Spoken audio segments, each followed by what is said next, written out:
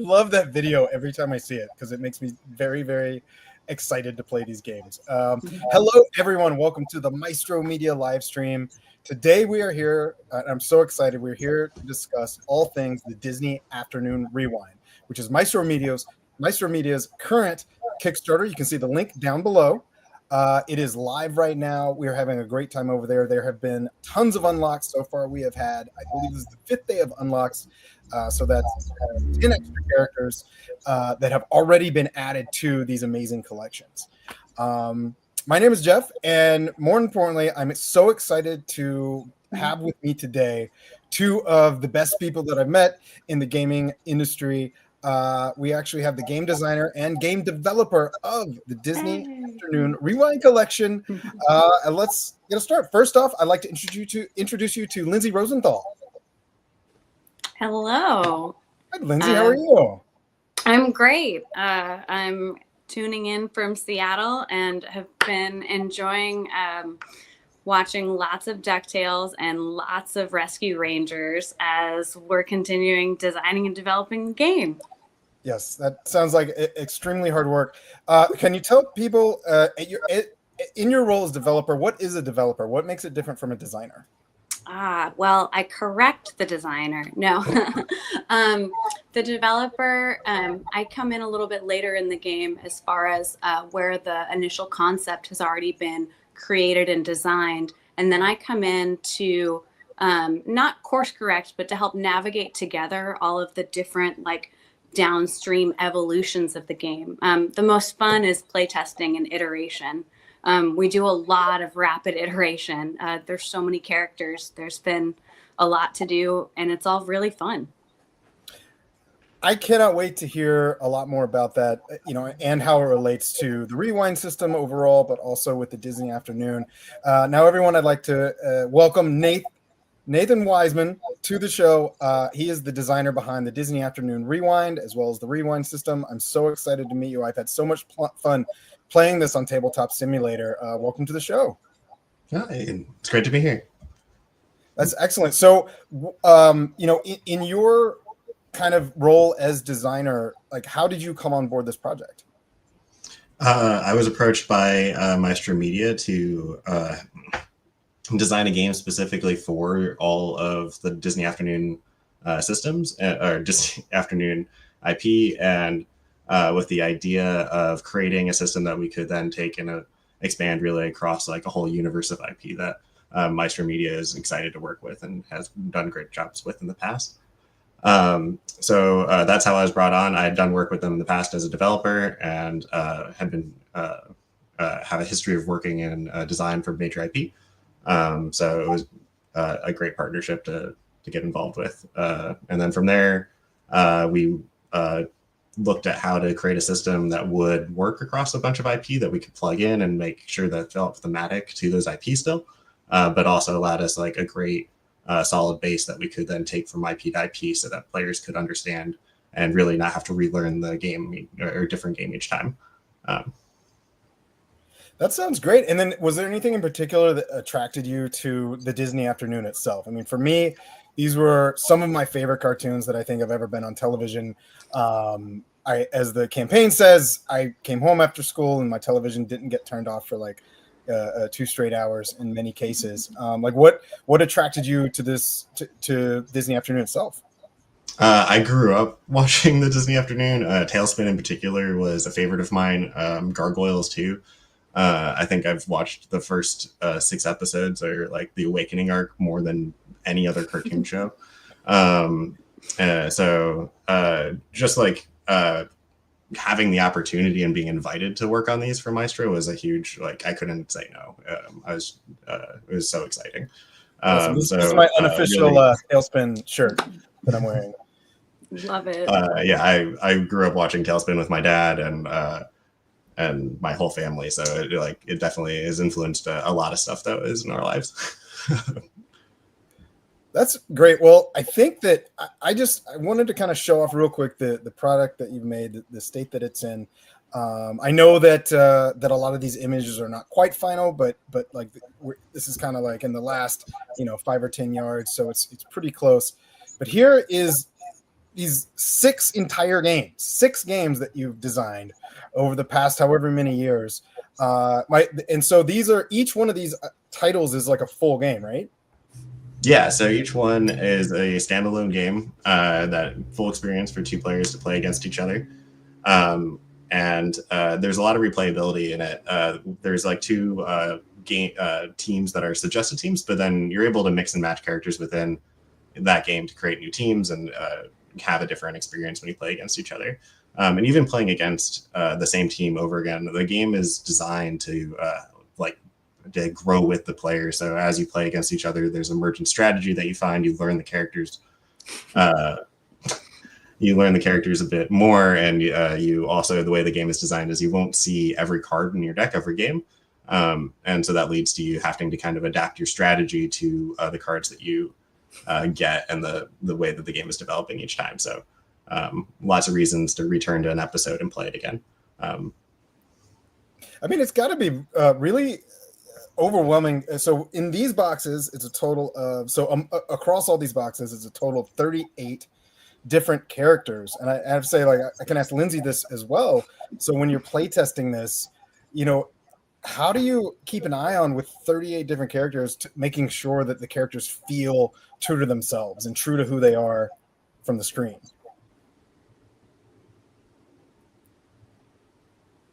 I can take that one. I think we like to think about the ways the characters move or what they're good at.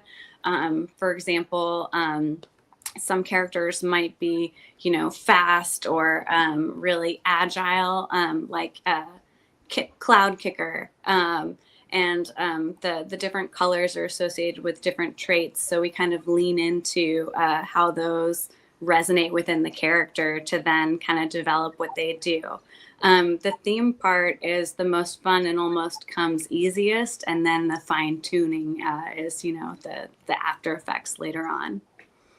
Yeah, like Lindsey's saying, like we at least generally start our designs with like theme leading it rather than like a mechanic then trying to attach that to a character. So we, like, for example, with Kit, it's like what are the things that people see him do in the show that we know that we want to see him do? So like sky surfing or cloud surfing is like the obvious kind of like, oh, we want to, like, that's something we see him do all the time in the show. How are we going to get that into the game?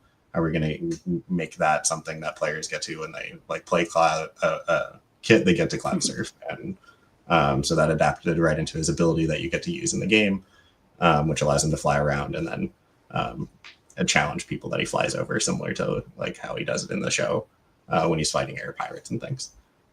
So this is actually a perfect time because we've already have some questions from our live audience.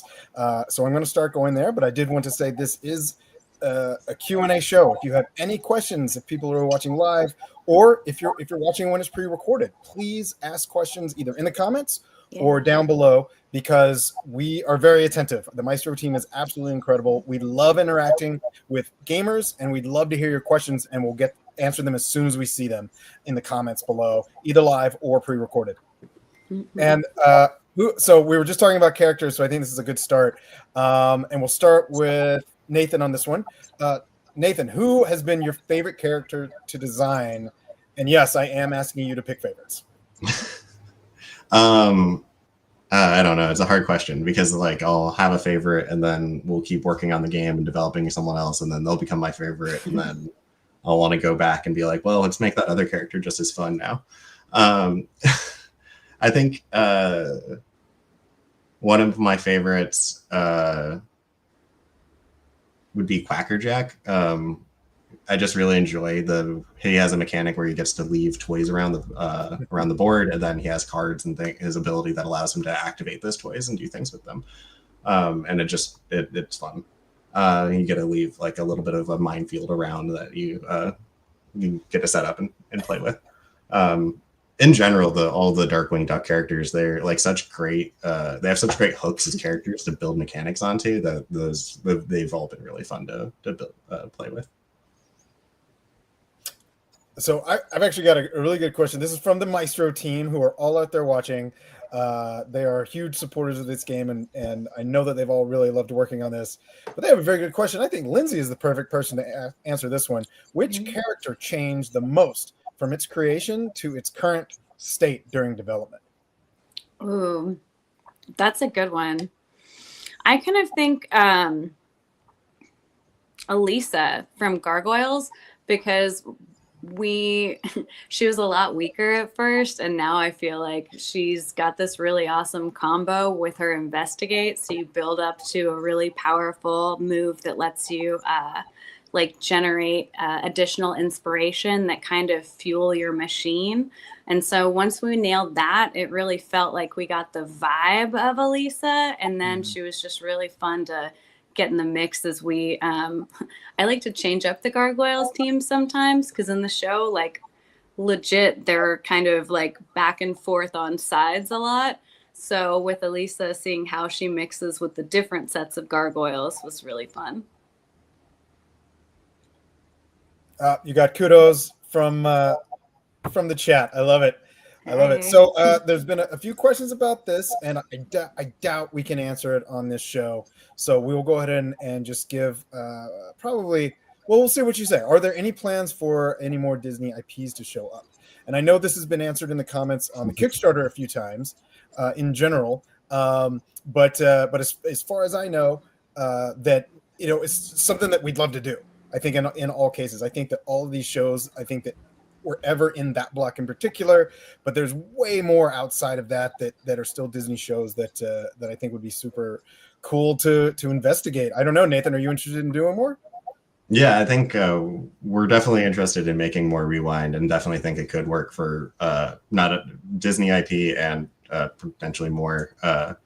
That isn't really up to me as just the designer of the game, but I know that the publisher is very excited about Rewind and what it could potentially be in the future. So as far as this campaign, it's just these 6, but I mean, these worlds are pretty deep, and I think like excited to see show people what all their characters are coming out, and Darkwing and Gargoyles and all the other ones. And then, yeah, definitely I'm excited for the future of what we could do with Rewind. So one of the things that I really love about the Rewind system is the ability to kind of draft is not the right word, but you can take turns picking your teams. Like there can be multiple teams, which is not really something I've seen a ton of in a lot of the 1v1 games. And I love the idea of being able to like change it up. Now, has that presented any particular challenges in the development of it for Lindsey? Oh, is this one for me? That was for you. No, actually, challenges wouldn't be the right word. More like exciting, fun dynamics. So the ability to mix teams was something that we really wanted from the very beginning, like as part of the core of the system. So that, like, we kept at the forefront of creating the characters. And they also have point values, so you can like clearly see, you know, I think like Scrooge might be a 4-point character, and so is, you know, Flintheart Glomgold. So maybe you want to switch which duck is with the nephews for this adventure and kind of shake things up. And you can totally do that with the system. Yeah, it's also really fun from a storytelling perspective, because then, you know, all of the side chat about, you know, when you do have, you know, Flintheart with the nephews, or the characters helping out their sometimes adversaries. It's fun, the emergent narratives. If you're a role-playing gamer, if you're any kind of gamer, tabletop can kind of give you the opportunity to lean into the characters, and we really hope that everyone can experience that with this game. Yeah, I think oh, sorry. Yeah, go ahead, Nate. Yeah, to add on, I mean, I think we've always approached it as a like core of the idea of what we were building, and so it's something we embrace. But it definitely, like, it does increase the amount of testing we're doing, because we want to make sure that, like, when you do switch characters, there isn't one that is like inherently stronger or better. And it also means that when we're making new characters, we're making sure that we're not just creating the same character with a different skin, that each one is actually unique to that character and across all the IP and new characters that we're making, so that everyone feels unique and a reason to play every character too. So I think it's just a benefit from our point of view, but it is something that we kind of have built into our system of how we make the game. That makes sense. Well, speaking of building, I kind of wanted to look kind of from from a top view of this, because this, as we saw, this is a huge project. It's not just the 38 characters included in the core boxes. It's 24 additional characters. I mean, the nice thing is that I feel like hopefully everybody's favorite character is going to be eventually in these things, because you're getting so many side characters in it. But knowing how big of a project this is, when you first got excited about it, how do you begin wrapping your head around something like this when it's a bunch of different, hundreds and hundreds of episodes of television? I imagine there's a lot of different ways you could have taken it. Like what's the foundation? Honestly, for me, I focused on something small first, and then built, I wanted to build, really just focused on one set of characters. So we really worked on DuckTales first and built the system around that one episode, with the idea that it would expand, and how to make sure that when we were building things, we knew how we could build them out, but that they would work for the purpose that we were building them for right then. And then focusing on that small core. And honestly, I think if we didn't do it that way, it's intimidating. It's hard to step forward, but being cool, let's make the first 5 characters. Then let's make the first, then other, it ended up being 7 in that box. And the amount of iteration that DuckTales has, there are versions of the game that look completely different than what we have today. Different card layouts, different ways inspiration is gained, a lot. So really focusing on just doing one game, and then building the system, and then allowing the system to say cool, now we have that in place. We now know how to, and some ideas of how to really use it. We can start laying on and building other content and building other scenarios on it. And as soon as we started then building on it, we immediately were oh, we've learned a lot. Let's go back and make DuckTales better. So it's kind of a rinse and repeat. Well, we do have a character specific question here from Helena. Lindsey, which character did you have to nerf the most? And did Nate take that well? And I want to add very briefly, and why was it Monterey Jack?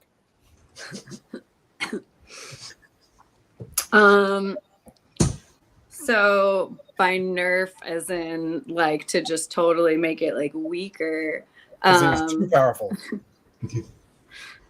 I would say Fox. So Fox at first she's super fast, and she's with her martial artist moves. I think we had to make it so she rolls less dice now on her challenges, because at first, not the likelihood to hit was just.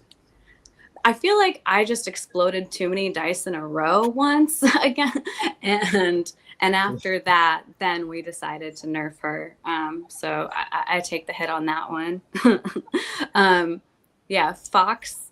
But one of my favorite things about Fox is when I use her and I actually pair her with Demona, and then I have them on the same team. And then being able to use Demona, she's got this beam cannon that shoots I think it's a range 8, and it's just a straight line. Everybody who's in the way gets hit, and you get to roll for each and every attack. So it's not just a one roll and then that's it. We really thought a lot about how to, when you're having the fun, how to keep having the most fun. So chaining those attacks has been really enjoyable. That sounds brutal. It's great. That's a good character. Oh my goodness! Yeah, what about you, Nate? Did you have any problems with characters that you just designed too strong because they're just so awesome on screen? I mean, the current one that we're still working on, I think, is Goliath, where we wanted to make sure Goliath was definitely imposing and strong. So right now there's a range of points. Goliath is the only 6-point character. Well, he was the first 6-point character we made, and so he has a big chunk of health and a bunch of cool abilities, and he can throw people around. And he's real good, but maybe too good. So we're getting him into the right spot where he's worth the amount of points and still feels really empowering and powerful, but is not just a character that's so powerful you just have to ignore on the battlefield or wherever you find him. That's great. And I will say, if people want to try some of these characters for themselves, on the Kickstarter, which you can get linked to, which is linked to below in the description, you can go and play the Tabletop Simulator. If you have Tabletop Simulator on Steam, you can play it for yourself. Not all of the characters from the campaign are available, but I think you can get a really good taste of what these characters can do and the differences and how they line up and kind of embody the characters on screen, the characters that you remember watching their adventures. Draven Murray asks, does each game have an instruction manual and its own dice? And I do want to say very briefly that the collector's packaging that you see on the Kickstarter, that's Kickstarter exclusive. So for these games will be at retail, we'll be able to pull them off the shelves and play. But go ahead, Nathan, you can answer the most important. Yeah, I think each game is going to have its own manual and come with its own dice. The dice, though, will be like a standard die that's in each of the boxes. They won't be the custom ones that are for sale, is my understanding. But each instruction manual will be specific to each game. That's right. So the each instruction manual will be specific to that particular game it will go into. And actually, that's a really good place to go next, which is the differences between the games. But just to quickly wrap Draven's question up, the specialty dice, which are now on the Kickstarter, those are Kickstarter exclusive. If you want to bling out your table a little bit and have a little bit die, I know I always do. But then otherwise, there's standard rewind dice that are parts that come with each. So you do have enough dice to play when you buy each game by itself. But yeah, let's talk about, I would love to hear about the differences between the games. And I think this falls both on dev and design and kind of how they work together, because, you know, these games use the same system, but the system itself is designed to be very elastic. So you can have a lot of different kind of win conditions and point conditions and things like that to take advantage of, so that each game you're able to design the parameters so that it does feel like it fits perfectly in with each world that you're developing. Yeah, I mean, the way we kind of approached it was that we kind of designed an interaction system, a way that characters interact with each other and the world around them. And then we create kind of games that are played on top of that way of characters interacting. So a lot of the scenarios like have tokens that you're going to be picking, objective tokens that you're going to be picking up and moving around. But what you do with them and how they act and how many there are will change dramatically through different games. Like there's in the DuckTales scenario, there's only one, and in the Darkwing Duck scenario, I think there's 10 objective tokens. And so they're just like how you play with them and what they do change, and then even how you score with them. But the idea of like there are objective tokens is something that isn't everything.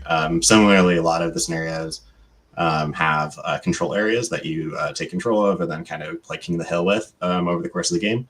And that's just like something that is found in a lot of the different scenarios, but how they're placed and the value of them is again changed based off of the scenario and the type of story that we're kind of like getting players to reenact in those episodes. That's very cool. So what are I don't know, can you give me a couple of examples of kind of how, like what are the objectives in, you know, Tailspin compared to Darkwing Duck?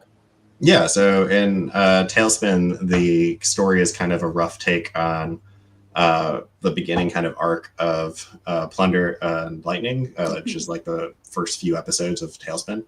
And in particular, where Kit hides a jewel that he has just stolen from the Sky Pirates in Louis' Palace. So in the actual episode, they don't show up at the same time. In our game, Kit and Baloo and the Sky Pirates all show up at the at Louis' Palace at once and are searching through the objective tokens that are in the bar area or the club area. I don't know what Disney calls it now. And it's a restaurant. They serve it's a food. restaurant. Okay, thank you. And each of the 4 tokens are placed upside down. And one of them has the jewel on it. The other is just other hidden treasure. And so the objective of the game is to find the objective token that has the jewel on it and sneak it out to your plane that is out front. And so like it kind of develops into this like restaurant brawl that like rolls out onto the docks and then onto the planes as players grab the tokens and treasure and try to make it to their plane. It's because they're both on the same side of the map. The difference between that and then the Darkwing Duck scenario is the Darkwing Duck scenario also has objective tokens, but the idea there is that there's a lot more of them, and it's more of a pick up and deliver thing where you're going over to the other side of the map and you're trying to collect your tokens from there and bring them over. back to your side. So, and the theme of it is that the villains, the Fearsome Five, have just unleashed a chill out gas on the city. And so there's a bunch of civilians that have fallen asleep and do not care that their jewels are about to be stolen. So the bad guys, or the Fearsome Five, are going out and trying to steal and collect as many jewels as they can, while Darkwing Duck and his allies, the Justice Ducks, go and save as many civilians as possible while stopping as many robberies as possible. So you get points by kind of controlling the city, but also by going to the other side of the map and either getting jewels or civilians, depending on what team you're playing, and bringing them back to your the plane, or I think it's the truck from Megavolt. So like using the same kind of dynamics, but because of the number of tokens and how those tokens are placed on the field, the games play out very differently, and the strategies and the characters that excel in those situations are also different. And then Lindsey keeps me honest by playing them all the time, and then making sure that they feel different. Yes. And for Darkwing Duck especially, I feel like we really captured some of like it can be a brutal game where it just feels so not punishing, but man, the wins feel so good, and the losses like just make you feel like you've worked so hard.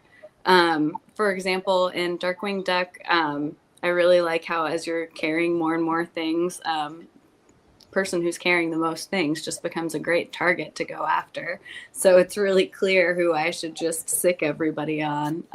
That's been really fun in playtesting. And that feeling really is evoked in that game. And then, yeah, each one just has a very different vibe. Think of them like episodes of TV. Like, which one are you in the mood for this time? Sometimes you might want to be playing like a, pick up and deliver. Sometimes you might want to do King of the Hill. They're all kind of different feelings. And I think too, it's important to note for people who don't know that, when you're say playing Darkwing Duck as just an example, you can have Darkwing Duck being the one pumping out what was the gas? The chill out gas. So the way that the teams are structured is that you get to pick a team, so you can put Darkwing Duck on the red team or the blue team, so he can be the one saving or fighting it. So you can flip the tables and kind of play out your own story if you want to. You can play them with the good guys versus bad guys as from the show, or you can mix and match and like really do some really fun stuff, and I think some creative things. Because Nathan, if you want to just briefly explain, we have a couple great questions here to get to. The kind of the system. Does each scenario gives you a number of points, right? Each scenario is a 10-point. They're all 10-point scenarios where you'll get to build 10-point teams of characters. So it's not like 2 character versus 2 character. It's you could choose to have a bunch of side characters and have 5 characters on your team, or 2 big guys if you wanted, and have just 2 people on your team. And then each character comes with their character card and their inspiration card. So you take all the inspiration cards from your characters that made up your team and you shuffle them together. The way the game is designed is that your deck will always end up to be the same size, because the number of cards a character puts in is based off of their point value.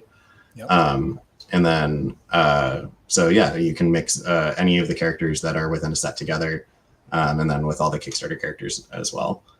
So lots of different options for how to build your teams and strategies. And then each character has 2 colors of inspiration that they use, and primarily will generate 2. So that can give you kind of a starting off point for how to build teams that can synergize with each other to generate, like, maybe you have a team that uses a lot of yellow inspiration.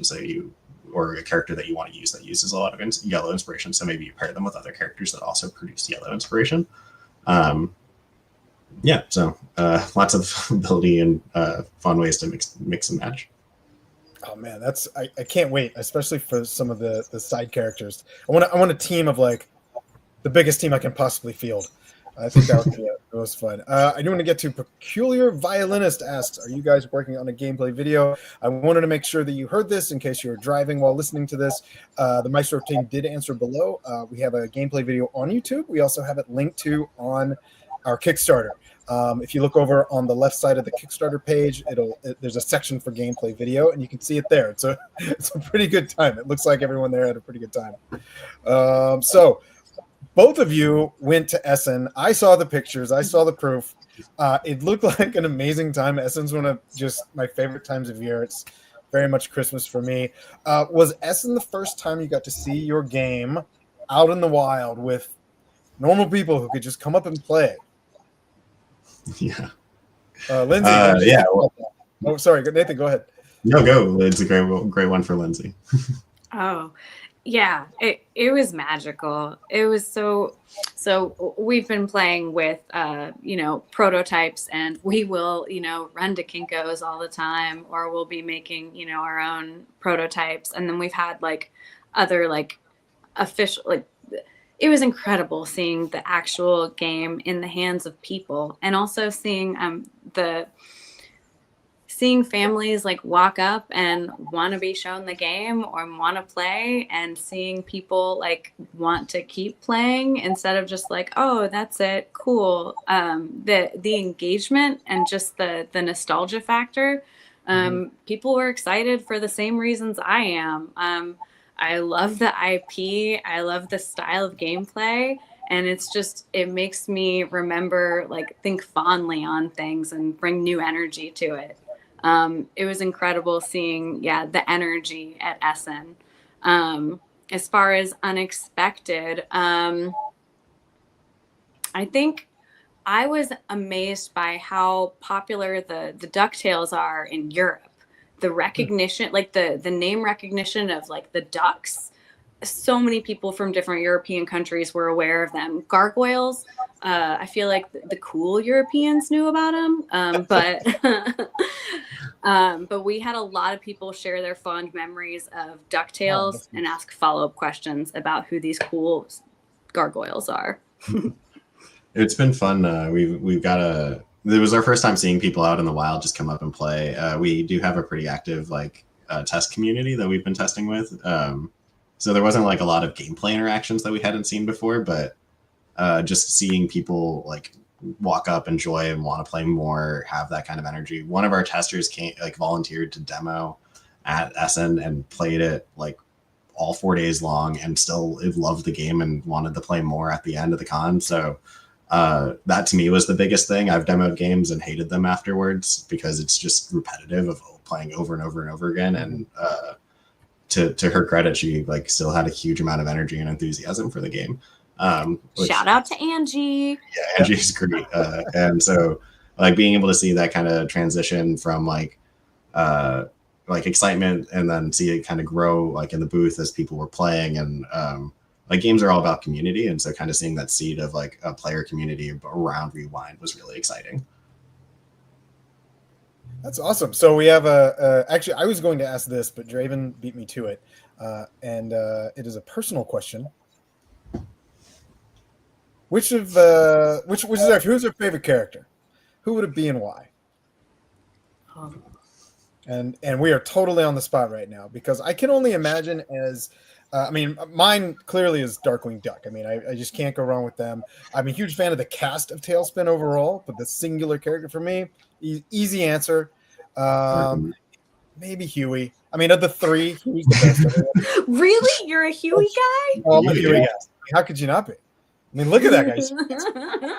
It's all about Louis. Louis obviously the best of the triplets. Whoa. Well, now we're going to have to talk about this off the show. But you all are in a situation where you're living with these characters. And I hear from I talk to a lot of writers, and they always say, they get asked this too. Who's your favorite character when you're writing? And they say, whoever I'm writing at that moment, right? So it's one of those things where because you're having to find your favorite things about every single character to use as their abilities, is this something where your favorite character kind of changes? Yeah, it's definitely that. I think I will fall in love with a character as soon as we're making them and playing with them for the first time, and being like, oh, this is really it's the fun new shiny toy that you've made for yourself. And one of the fun things about this project is it aligns with so many games that are Lindsey and I's personal favorite games. So it does feel like we're making something that's just for us, that we really love, and we're getting the chance to share it with other people, which is great. But yeah, I don't know, eat every character. Sometimes I would say sometimes you hit a wall where you feel like you're not expressing a character properly, and then you get frustrated with them. but like I was my background is in playwriting actually, so the like writer analogy I totally understand, and like I think is very accurate of like when you're vibing with them and they're like, ooh, this is great, you love that character, and then sometimes you're like, I just can't figure out how to express you right now, and you have to go watch more of the show. No, that makes complete sense. What about you, Lindsey? Did you do you find yourself switching, or did you have a steady favorite through the whole thing?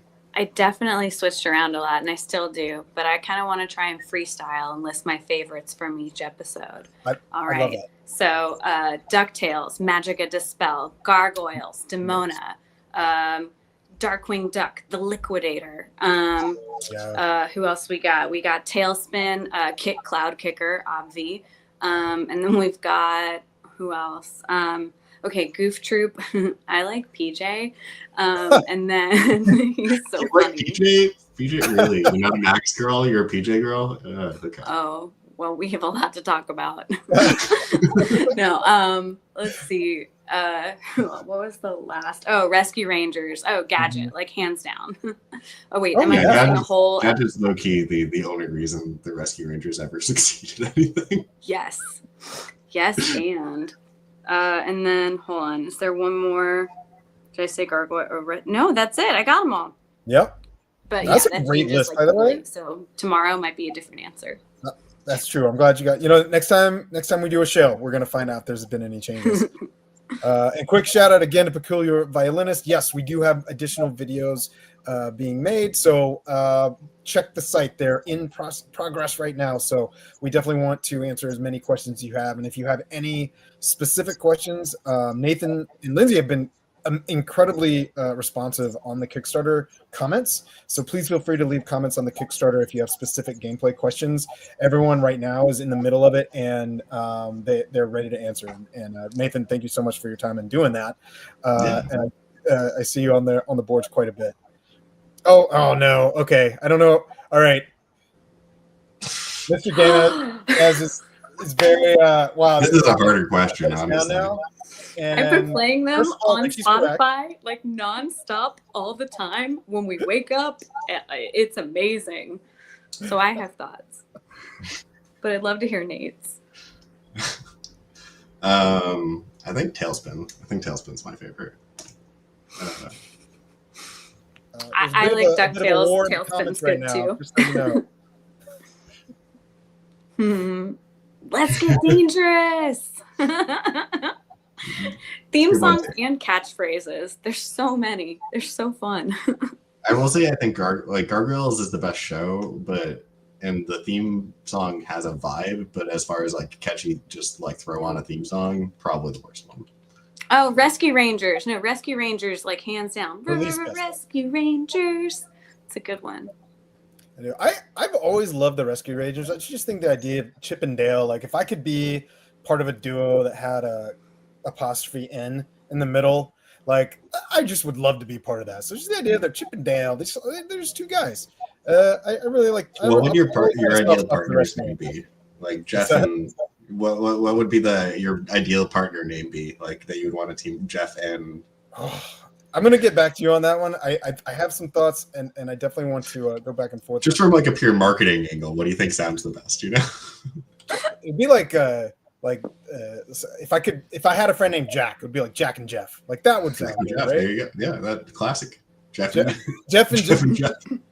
Yeah, so mine's Jeff with the G, which is the silly way, and then there's the proper way with the J. But I think that's like a cop show right there. I mean, Jeff and Jeffrey, it could be your version of that, right? Yes. Mr. Jake W. asks, can characters for one game be used in another since it's the same game system? So basically the Rewind system, they're all based on the same system using the same rules, and each character was designed with the same parameters in it.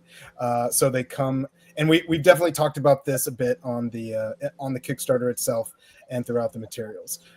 They're two individual IPs, but they do use the same rule system.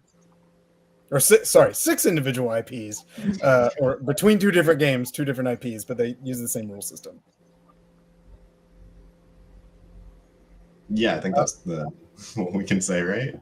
Yeah, but it is a It is a very elastic system. I'm extremely happy we got to talk about that. Let's see if we have any more questions from the comments because we are running up against time here. Let's see. So we will. I think we're good. I thank you all so much. This has been the first show for the Disney Afternoon. This is the first time.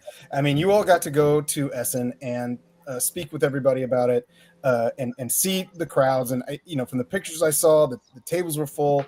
Is Negaduck going to be involved in this? Each box going to have its own dice. So the dice question. Absolutely. Each box has comes with 6 rewind dice that will be in each box. Yeah, they're all the same color dice in each box, though. They're not the custom special ones. But yeah, I think if you keep watching, you'll get the answer to your other question, I think, in a few days. Yeah, then. Excellent. Well, thank you two, and thank everybody who has been a part of the show. So if you have any more questions and you're watching this after the fact, please leave questions down below in the comments. We really, really appreciate all of you tuning in and checking it out. We really want to interact with you and answer any questions you have about the show. We have a lot more surprises coming up on the campaign. 2 characters are unlocked every single day right up until the end. Every weekday right up until the end. And then on the weekends with the updates, we go into deep dives on the core boxes and all the characters that are there. Other than that, we are going to have another show this Friday. The time will be announced. Nathan's going to be back with us. We're going to have 2 more developers, including Andrea Travesio, who's going to be joining us from Italy. He is back himself from Lucca, which was this weekend in Italy. And we look forward to seeing you there. So thank you all so much, and come up with your questions. And if you have any questions that you just think about during the week, post them to the Kickstarter because we'll pull them from there as well and bring them into the show. And because we want to make sure that that we're interacting with you and getting you really, really excited about playing the Disney Afternoon Rewind. Thank you so much, Nate. Thank you so much, Lindsay. Thanks for having us. This was a lot of fun. All right. We will see you guys on Friday and hopefully over on the campaign. See you next time. Bye.